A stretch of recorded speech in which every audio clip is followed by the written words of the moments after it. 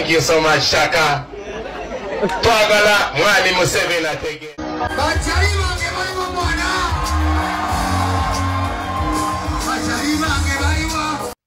Akatambi k'omwami omukyusa w'amaloboozi nga ayogeramu nga Bobi Wine.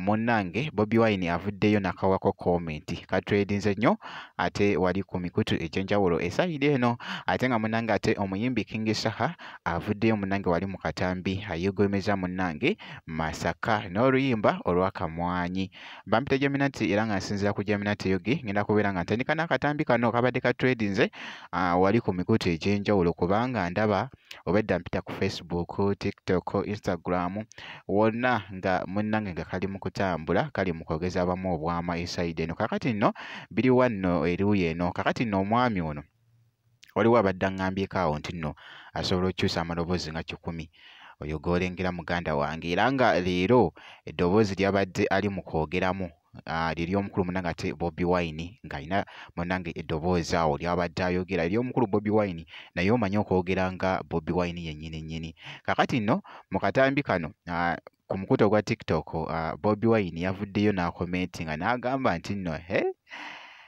ngenda kutta omuntu ono munnange era nga bw'ogezaako okulaba ndowooza olengera posti eyo just abadde ajokinga mukaawo omukulu Bobi Wine ng'ali mu kwewuunya n'agamba nti nno gaayo no ng'alina talenti munnange esayidi eyo mu katambi kano akabadde kafuuse ensonga esayidi eno.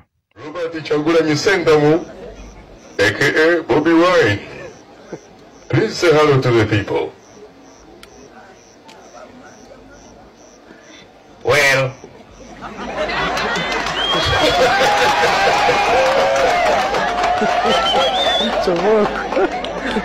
thank you so much, Shaka.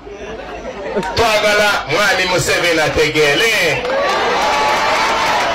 Now, this is a message to the people of Uganda. The fight and inconsistency to the system of the government. Kyagulanyi Ssentamu aka Bobi Wine. Please say hello to the people. Well,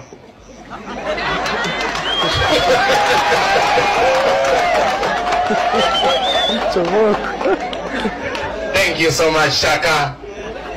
Twagala Mwami Museveni ategele. Now, this is a message to the people of Uganda. The fight and inconsistency to the system of the government.